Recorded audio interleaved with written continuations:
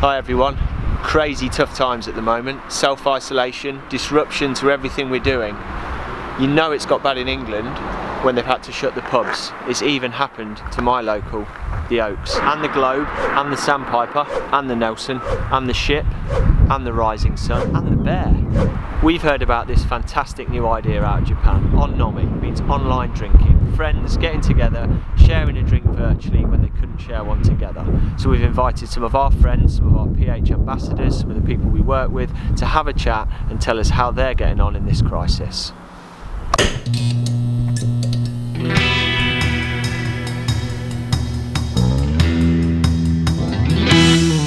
Hello again, everyone. Welcome to another on nomi, Online Drinks. This is number 4, 27th of March 2020. This time, joined all the way from the sunny part of Australia, Perth, by Paul Newsome, founder of SwimSmooth. How you doing, Paul? Not too bad, all things considering. How are you doing, Andy? Yeah, pretty good. I've got my drink here. What are you drinking? Well, if I just show you, I've got a bit of a choice, actually. I went full bore on this. What do you reckon? I've got a G&T or a Corona. I don't know if that's bad taste or not, but I'm feeling it's quite hot out here today. It's about 37 degrees in Perth. So I think I'm going to go with the Corona. So I'll grab the old, there we go. Yeah, that started. Very good. Well, cheers. Cheers, mate. Cheers. Cheers. This is a role reversal. You're in Australia, obviously I'm in the UK, so it's evening for you, morning for me. I've been having an online drink with a few people in America recently on these, and so typically I've been the one having a tipple and they've been on a cup of tea, so it's good to be the other way around. I did think about joining you this morning, but I reckon that's, even working from home, it's a bit early, 9 in the morning. I was getting worried about you, Andy, actually. I was thinking, if he's having a drink at 9 a.m, this whole on nomi thing is going to end up in a drink problem at the end of the coronavirus for Andy Blow, so Definitely. You're on the coffee, mate. Yeah, good stuff. Starting as I mean to go on today. So obviously you and I have known each other for a very long time, mate. We went to university together back in the 90s at the University of Bath. Did a lot of training, a lot of racing. Then we sort of our paths have diverged and come back together over the years. And you set up SwimSmooth, phenomenally successful global swim coaching company now. I've done precision hydration. We're getting that going now, and we've started to collaborate and work together. But I think for both of us as kind of small business owners, what's happened in the last 2 weeks or 3 weeks is we've obviously never seen anything like it, and I'm interested both as a business sort of partner, as a mate, to understand how that's hitting you, your business. Yeah, I mean, it's been a bit of a wide-ranging, up and down, turbulent week, as you can imagine. So I say week because the pool actually officially closed here on last Sunday. So I've been out of the pool deck for about 5-6 days, Andy. When we got told that it was closing, that was about a week last Tuesday.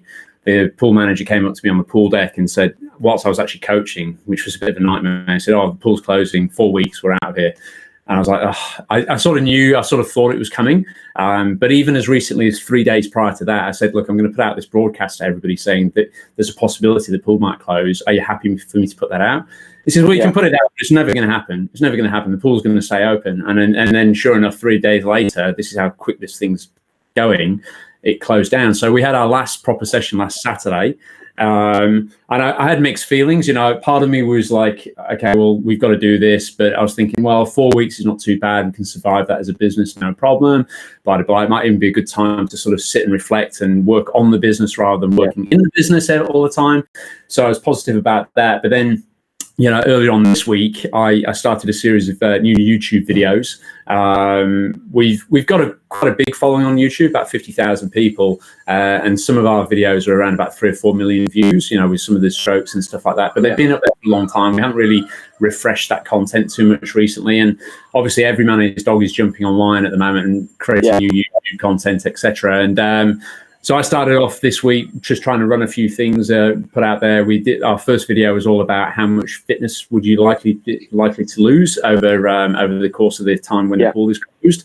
But of course, at that time, we're still fairly optimistic that it was only going to be about 3 or 4 weeks out of the water, whereas now it's looking like 3 or 4 months or 6 months or something like this. So It's quite tricky, and there's a lot of pressure. When the pool did close initially, I thought, right, okay, what I'm going to do is I'm going to set up some open water sessions because it's still warm enough to swim in the ocean out here. It's 23 degrees. We have a really good shark barrier. It's still installed in the water.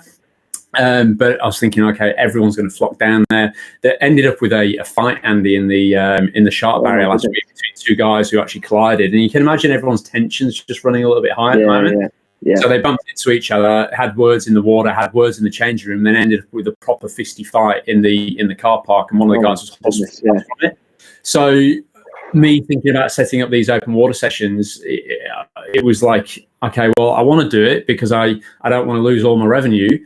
I want to do it because I know my swimmers want to keep going. But at the same time, if I'm starting to be seen to be running sessions down at the ocean, even if we're doing all the social distancing measures, I don't want to be the guy that people are pointing at going, he kept going too long and he's the reason why we're still in this mess, sort of thing. So I pulled back straight away from that. I set up a series of these, I call them mental health swims, and we were going to meet down every morning at 7 a.m. and just get a group of people together. But it never even got off the ground, didn't that? So I bottled it before we even started it, and then shifted purely to online. And I started a series of YouTube videos doing some 1980s aerobic style hashtag. I saw some of that. Fond of smooth.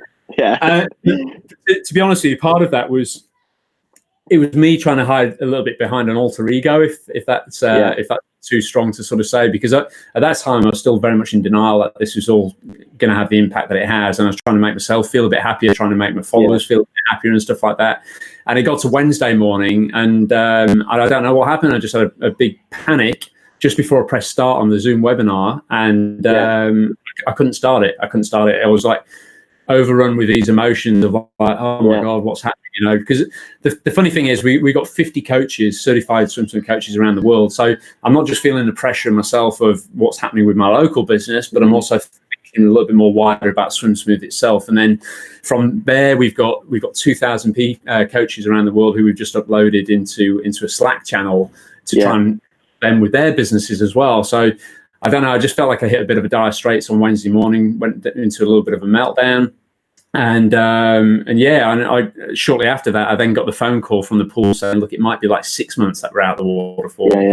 And things just snowballed and spiraled out of control at that point. So that was Wednesday. We're on Friday now. I had a mate take me out. He realized I was doing it pretty hard sort of thing and just getting a bit negative on it all. And he took me out for a walk around the local park, and he just said, look, he literally gave me a metaphorical and an actual slap across the face and said, mate, you've got to sort yourself out here. Everyone's depending on you, blah, blah, blah. And he said, what you need to try and do is create like a bit of a financial plan and look at, okay, how long can you last for if this thing goes on and on with these different scenarios. So that's exactly what I've been doing over the last couple of days. And that's only 48 hours ago. And I've changed my whole perspective completely. I'm feeling a lot more positive with everything, just simply by crunching these numbers. And we're actually going to make that spreadsheet available to our certified coaches. And I'm going to do a webinar guys and actually just sort of say, hey, look, you might never have really been too serious about your finances before, and everyone just yawns at the idea of doing a budget. But if you can project what's going to happen over the next few weeks, even if it's bad, even if shit is going to hit, excuse me for swearing, at least you can sort of see where that's going to happen and what you might need to do to sort of accommodate for that. So that's really helped me feel a lot better. And like as I was saying to you before we started here, in the course of 48 hours, I feel like I've done a whole 180. I'm feeling a lot more positive about everything. So there we go. No, that's good to hear, mate, because we've obviously run through similar emotions ourselves in the business, looking at numbers deteriorating and looking at everything dropping off, basically, as is the case for anyone who's trading at the moment, pretty much, unless you're selling toilet rolls, it seems. But or selling potatoes over here. They apparently the potato farmers over here are doing a roaring trade because very seriously, if people are thinking, okay, I've got no income coming in, there's certain industries which are absolutely built, like stocking shelves at Tesco or over here, Coles, these sort of thing. It wouldn't be beyond you to sort of consider that if you were going to do it tight, then you might need to go and look at something that you probably never consider doing just to make it through this period. And also, to be community minded as well. I had to go to Tesco yesterday, and we're all queuing 3 meters apart outside to get through the door. And I was chatting to the lovely lady that was stood on the door, and she'd volunteered to sort of help them manage the queue and help old people find things in the store and that kind of thing. So aside from all the sort of the horror story of it all, and it is a horror story, there are these like great little community spirited things that are coming through. You know, funny enough, the local cafe around here, we're actually on the 400 meters away from Perth's, regarded as Perth's best cafe, and it's run by this guy from Sheffield, who's a great guy called Glenn, actually. And so we've got a shared interest in our accents, obviously. And what I was doing with these little workouts, these 1980s workouts, I do 30 minutes on the outside here, just by the pool, on YouTube, and would be a bit silly. We'd be dancing to 80s music and stuff, and doing some stretching and that type of stuff. But then we'd do for a 15-minute walk around the block where anyone could ask any questions, tell us how they're feeling, and just engage like that. And I've been walking past this cafe for the last few days, dressed in all this crazy, like, massive wig and the big sunglasses and the tight leather pants and stuff like that, and the pop socks. I went full bore on it. And I went past the cafe, and I every time I'd wave to him and just have a chat with him and do, like, talk to him through the phone and on YouTube and stuff like that. And sure enough, yesterday, after I went through this bit of a meltdown, I decided I'm not going to do that anymore. It was a silly mistake, why am I doing this?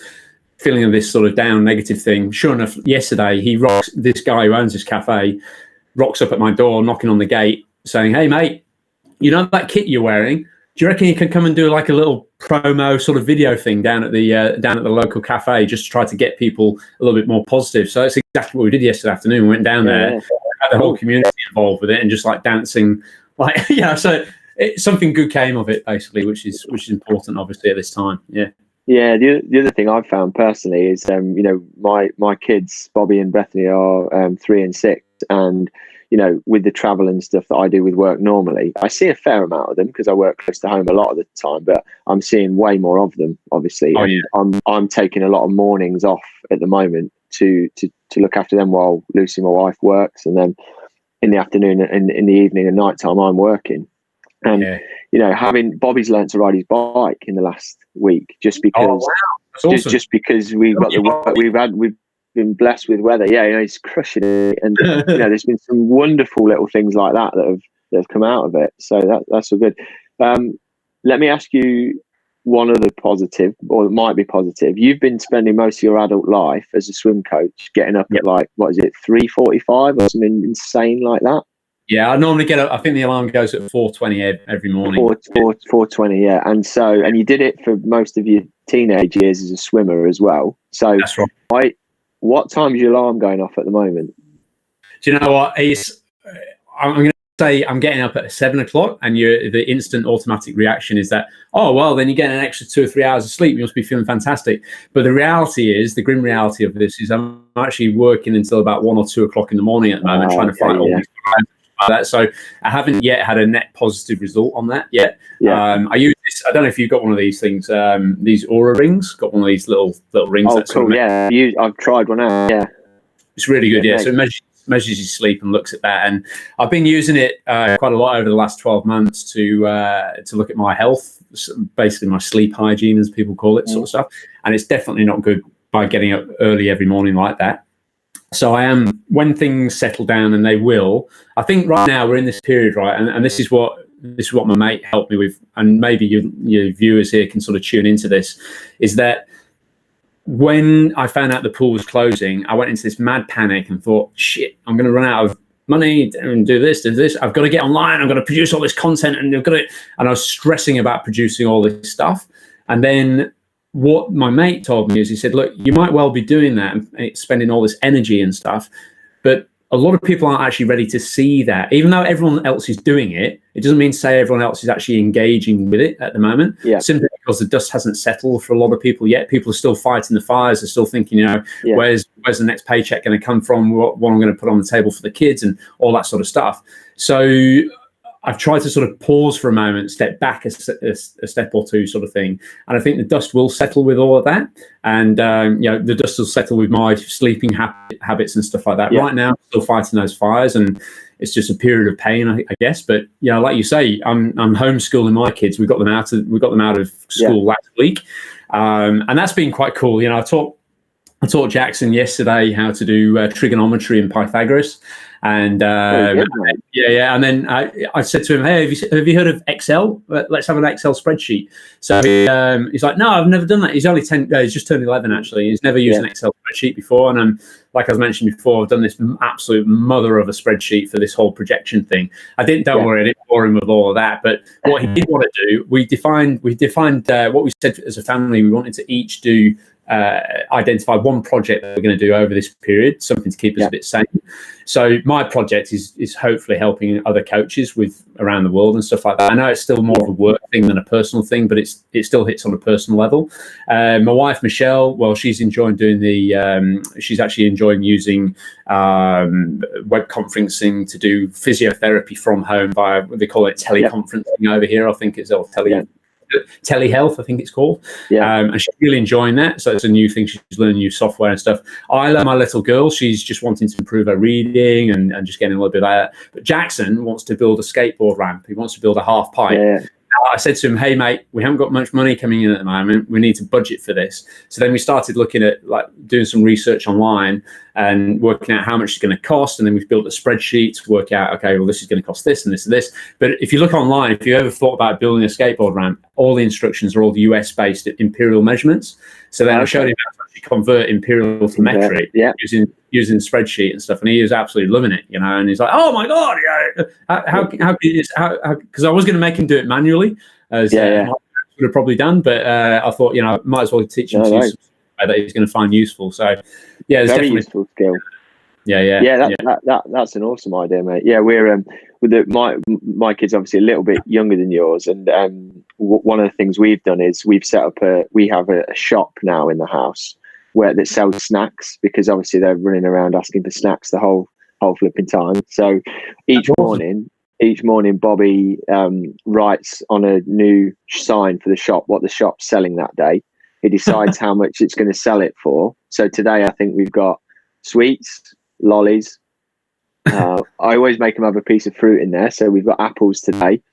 We've got banana muffins because we baked some banana muffins yesterday. And we've also got cheese and Marmite bagels. So we don't have, obviously not Vegemite, just Marmite over here.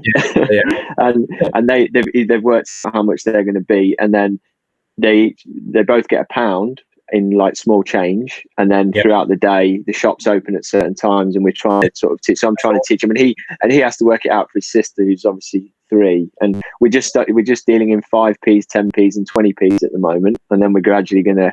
The plan is, so if this goes on for 6 months or whatever, he might be trading on the stock exchange or something like that. Should be telling Bobby, teaching him how to print money now that assuming we're all doing that, just try and keep up with everything. So get the printer out. Hey, let's print some more money. Let's keep it coming. If he goes to the shop every 10 minutes sort of thing to stock himself up. Yeah. Well, no, that's an awesome idea. Yeah. What I've noticed about Bobby's pricing model is it's as volatile as the stock market at the moment, because the price of sweets has gone anywhere between 5p and 55p in the last 3 days. He's starting to figure out that the cheaper he makes everything, the more he can buy. So we're seeing some intelligent progress. Well, that's cool, mate. Just to sort of tag onto that, Andy, just before we wrap up. I've some of the stuff that has been getting through the filters for me, and maybe some of your listeners want to watch it. I was actually booked in to go and see Russell Brand, you know, the UK comedian. He was actually over here in Perth. In fact, he's still over here in Australia. But he was doing a big tour over here, and this is probably when it started to really hit home, because it was an auditorium of like 500 people or something like that. He cancelled within an hour before doing it because somebody the day before had actually tested positive for COVID-19 in the auditorium. So he did the right thing, he cancelled it. But this was probably about 3 or 4 weeks ago, where everyone was thinking, what the heck, you know, is that really necessary right now? So he cancelled it. But I've been following his stuff on YouTube, and he's obviously a very eloquently spoken guy, and I love his stuff and I like his humour. But he's got some very interesting takes on the spirituality of this whole thing. And, you know, as we're talking about there, you know, spending time with your kids, which you might not do, and which we might not all do enough of. You know, there are definitely positives in all of this. You know, we've always the one thing which everyone says is a commodity that that money can't buy is time, right? Yeah. And right now, we all have a lot of time. You know, it's no problem you saying, hey, let's do a Skype chat now at this time. I'm not checking my diary thinking, what have I got now? I'm available. I'm at home. Like, yeah, let's do it. Yeah. So, yeah, I mean, there's obviously lots of downsides, the deaths and the disease and all that sort of stuff. Don't get me wrong, and financial woes of it all and stuff. But I think if you can try and flip it around and, you know, do the right thing, social distance. We're totally self-isolating ourselves right now. Yeah. Even though it's not mandatory here in Australia, it's interesting enough. Australia and New Zealand cousins, obviously, or whatever you want to call it. New Zealand has gone full bore to town. So you'll probably remember Dan Moore. Very well. Yeah, cyclist. Yeah, that's right, cyclist, and Kirsty Moore's brother. He's actually they moved to New Zealand. They had already planned to move to New Zealand before this all kicked off. They landed there and they've gone into level 4 shutdown in the whole country. So they got a text message. He said, he had a good chat with him this morning. He sent a text message saying, look, wherever you are tonight is where you're going to be for the next 4 weeks. You know, so get used to it type of thing. So Jacinta, I can't remember her name, but the Prime Minister of New Zealand, she's done a great thing. She's taken the bull by the horns and sort of said, this is what we're doing. This is what everyone's doing, just like over in India as well. Scott Morrison over here in Australia. I mean, I'm not a political guy, and I don't mean to get political on here and stuff like that. But it's so much more of a slow process. It's keep all the kids in school, keep meeting, and every day it gets narrower and narrower and narrower. And you think to yourself, well, you're seeing what's going to happen in the rest of the world. Why not just go straight to there now and hopefully help to flatten the curve on all these new terms that we're all learning at the moment and stuff like that. But yeah, anyway, check out Russell Brand. He's got some interesting insights into it. It's quite spiritual and maybe, you know, if you try and really flip it on its head, sort of thing, maybe there is a bigger purpose behind all of this. And well, I certainly am a big believer that whatever it is, you know, to coin that classic phrase, you know, we've been given some lemons here, but we do need to make some lemonade rather than anything else. So, or at least anti-corona, or at least whack one in your corona. Yeah. So that's awesome, mate. Really enjoyed catching up with you, and good to hear that you're sort of on your feet and punching through in a positive way. If this goes on for 6 months, we'll definitely do some more of these. Yeah, absolutely. Andy. And in the meantime, I would definitely direct people to go to the SwimSmooth YouTube channel. Would that be a great place to start and learn a bit more? Oh, really, you know, we haven't. Interesting enough, we haven't really. It's still like business as usual on the main SwimSmooth.com website, and people are still using the SwimSmooth.guru website, which is our online coaching platform. But you know, again, without getting too negative, just every day opening the email and just seeing people cancel, and obviously putting the reason COVID-19 can't access the pool and stuff. It's like, oh my god. So it's a pretty tricky thing. We've got to try and help our coaches just try and survive this, and help the wider coaching network help to try and survive it as well. And you know, I really strongly believe, I know this spreadsheets and budgeting and stuff is not the idea of most people's, you know, thing you want to talk about. It's the one, mate. It's the thing that's given me solace at the moment, is that I've got on top of the numbers with Johnny and Sean in the business, and we're looking at it on a daily basis, but we've got a plan. It's not no longer about, you know, growth and all that sort of stuff. It's about minimizing damage, getting through, having some kind of, you know, positivity around that, and it's going to the world is going to gradually return to normal, and we've all got to be ready. So we got to get ourselves fired up and ready to go. I think we're all going to have a very different perspective on what growth and success is at the end of all of this. Do you know what I mean? Like, going forwards, we always judge, you know, how many likes you're getting on this and how many followers and subscribers you're getting for that and all that sort of stuff, you know. But when it comes to the crunch, and without any revenue at all, as many local swimming coaches will be, sort of thing, you know, it's then very much like you say, it's a bit of a fight for survival and just making sure you're actually limiting those losses. And really, with a spreadsheet that I've created, you know, I've got a whole section just for put in here any income that you might be getting at all. It might be, I don't know, somebody's offered me several crates of wine to go and sell at wholesale rates to mates down the road before they actually down, because eventually that's all going to get shut down, sort of thing. But little things like that, just popping it in, and you know, whereas normally you'd be thinking, I've got to do this projection, I've got to get these number of sales to make it work and stuff like that. I mean, the reality of it is like damage control right now, and just make sure that you actually survive this and get through it. And you know, there's a lot of people around the world doing it a hell of a lot worse than us. We've we're lucky here in our house. We've got a pool in the back garden there with a little endless pool, so we can swim on the spot. So I'm still able to swim. I'm still able to do my training. The treadmill got a Zwift thing, so yeah, we're very much amongst the more fortunate. But it doesn't mean say you don't stress. It doesn't mean say you don't sort of think about, okay, well, I've created this sort of lifestyle for myself. I want to hang on to it at all costs. But at the end of the day, sometimes it might just be out of your hands, and all of this is out of everybody's hands, and sometimes almost just surrendering to that. I think a little bit. I know I'm starting to sound like I'm preaching a little bit, but sometimes surrendering to it and just monitoring your numbers, and that's all you can do right now, right? So yeah, exactly. The thing I'm going to close on, mate, is as well, I'm going to send you one of these when they're ready. But we've had a great idea. Someone's had a great idea in the office. Credit to Sam on this one. Everyone's at home at the moment. They're looking for other things to do. So we're actually making a precision hydration jigsaw puzzle, which we're going to start sending out to people. We've got our office gnome, because we've got a mascot gnome in the office that got named recently. I'm not going to spoil it now by saying what his name was, but we've got a picture where like a Where's Wally type thing, where he's in a field of other gnomes, and we're going to make a jigsaw puzzle. And we're going to. So I'll pop one in the post for you when they're ready. They should be ready next week. Love that. So, I'm absolutely rich at jigsaw puzzles, but I'm sure my kids. I reckon it's what you need to do before bedtime, so you can get your brain calmed down for sleeping. Cool. Yeah, definitely right. Absolutely. Right, mate. Thanks for catching up, Andy. Yeah, see you again soon. Bye bye. Cheers.